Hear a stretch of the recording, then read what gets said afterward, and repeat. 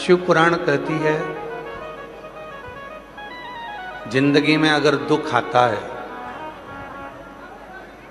बीमारी आती है, तकलीफ आती है, कष्ट आता है, तो उसका सामना कोई दूसरा नहीं करता है, अपने को खुद करना पड़ता है, दूसरा नहीं करेगा। जिंदगी में जितनी भी तकलीफें अगर हमारे जीवन में आई है, दुख आया है, कष्ट आया है, उसका सामना हमें खुद करना है, कोई दूसरा नहीं करेगा। जीवन में जो भी दुख है, तकलीफ है, कष्ट है, उसका सामना अपने को स्वयं करना। संसार में दो चीजें होती हैं, देखिएगा। एक होता है विवाह, दूसरा होता है मृत्यु। जब विवाह होता है, दूल्हा घोड़ी पर बैठता है, तो बाराती घोड़ी के पीछे रहते हैं कि आगे रहते हैं? जम के बोलो। घोड़ी के सम्मुख में, दूल्हे के आगे सब नाचते हैं।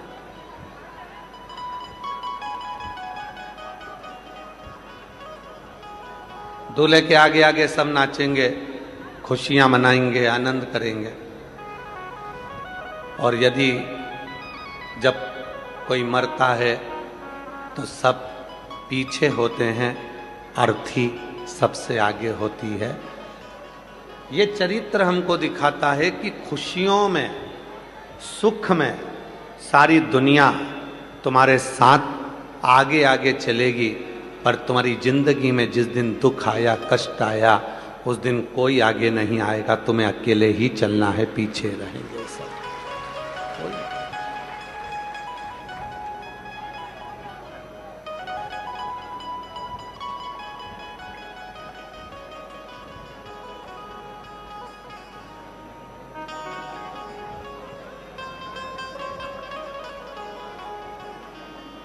दुख का सामना केवल आपको अकेले करना। हॉस्पिटल में बीमार पड़े हो, डॉक्टर दवाई गोली देगा, हॉस्पिटल में डॉक्टर भी आएगा, सिस्टर भी होगी, इंजेक्शन लगेंगे, जांच होगी, सब कुछ होगा, परिवार वाले पैसा भी लगा देंगे, पर दुख तुमको खुद को झेलना, स्वयं। कष्ट स्वयं को झेलना, कोई दूसरा नहीं है।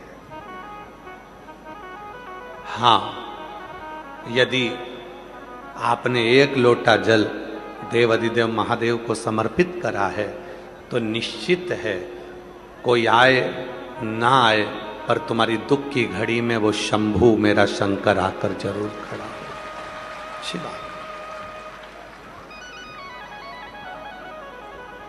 मिले। शोरूम में, होटल में, मार्केट में समोसा मिल जाएगा, कपड़े मिल जाएंगे, फ्रिज मिल जाएगा, सोने का सामान मिल जाएगा, चांदी के बर्तन मिल जाएंगे, गाड़ियां मिल जाएगी, जूते चप्पल मिल जाएंगे, घड़ी बेल्ट मिल जाएगा, साड़ी, कुर्ता पजामा, सूट, बक्कल, तैयार होने का सामान, सब शोरूम में, दुकान में, बाजार में सब कुछ मिलता है। दुनिया में ऐसा कोई बाजार नहीं बना जिस बाजार में तुम्हारा बीता हुआ कल मिलता हो।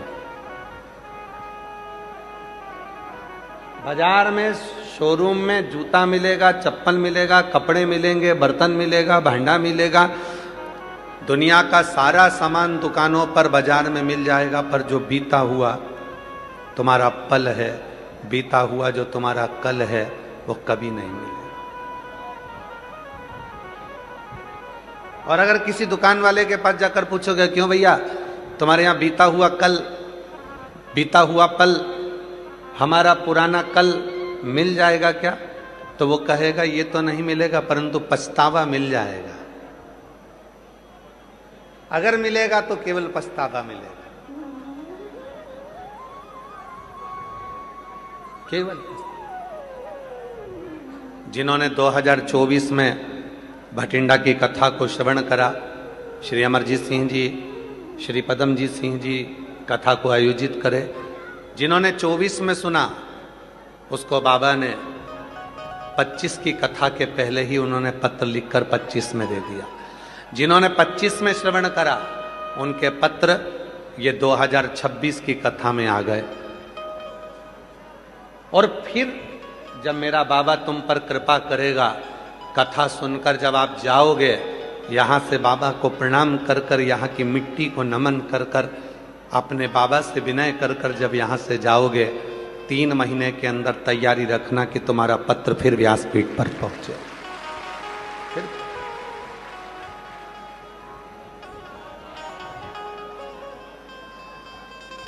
एक दुख की घड़ी में जब वो याद आए, फिर वही वाली लाइन आ गई महाराज, दर्द में रुसवाई में प्यार की गहराई में मुझे तुम याद आते हो, मुझे तुम याद आते हो। दर्द में रुसवाई में प्यार की गहराई में मुझे तुम याद आते हो, मुझे तुम याद आते हो। सुख में सब खड़े होंगे, सारे रिश्तेदार, नातेदार, कुटुंब, पड़ोसी, सब सुख की घड़ी में खड़े हैं, पर दुख में कोई तब कोई नहीं आएगा। तब वो अंत समय प्रभु वचन दिया तो निभाना पड़ेगा। अंत समय प्रभु आना पड़ेगा, वचन दिया तो निभाना पड़ेगा। आए ना आए प्रभु कुटुंब कबीला, अंत समय प्रभु आना पड़ेगा। वचन दिया तो निभाना पड़ेगा। अदालत में जब जाकर खड़े होते हो तो गीता पर हाथ रखाया जाता है। सत्य बोलो, हाथ रखना पड़ता है। मैं वचन देता हूं। जब कोई बड़ी कुर्सी पर बैठते हो,